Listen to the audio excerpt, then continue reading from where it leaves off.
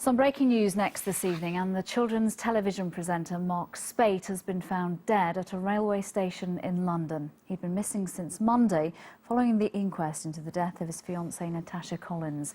His body was found in a remote area of Paddington Station. Greg Eastill reports.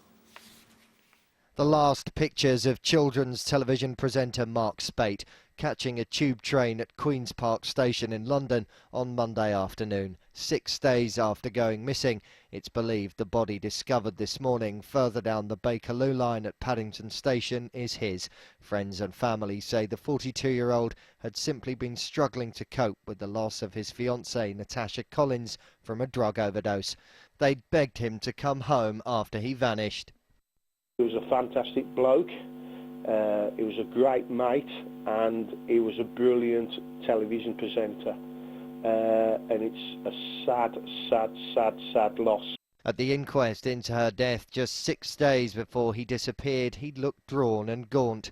Mark Speight had admitted he and Natasha had been partying on cocaine and vodka the night last January when she died at the flat they shared in northwest London. Police investigating the death had questioned him on suspicion of murder and possession of Class A drugs, but later announced no charges would be brought. This afternoon, a spokesman for Natasha Collins' mother, Carmen, said she was devastated at today's news and asked for time for the family to grieve for her daughter and her fiancé. Both regarded as bright and talented, the pair had met making a children's television programme. Their deaths, though, could be seen as another lesson to their young audiences on the tragedies that can flow from drug abuse. Greg Eastill, ITV News. And we can go live now to Paddington Station and join our reporter Piers Hopkirk. Piers, what more have you been able to find out this evening?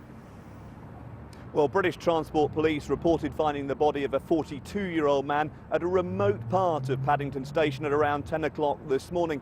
They say they believe it's that of Mark Speight, although there won't be a formal identification until tomorrow. Now, it's my understanding that there were no immediately obvious cause of death. The police are simply treating it as unexplained, though there will, of course, now be a formal inquest and a post-mortem to try and establish exactly how and why he died. To that end, police have taken away tapes from the CCTV system here at Paddington to examine them for clues. Now, I do know that next of kin have been informed. Of course, Mark's parents, his family had raised the alarm to police. They'd spoken of his fragile and vulnerable frame of mind, and it appears that here today, their very worst fears have been confirmed. Piers Hopkirk at Paddington Station tonight. Thank you.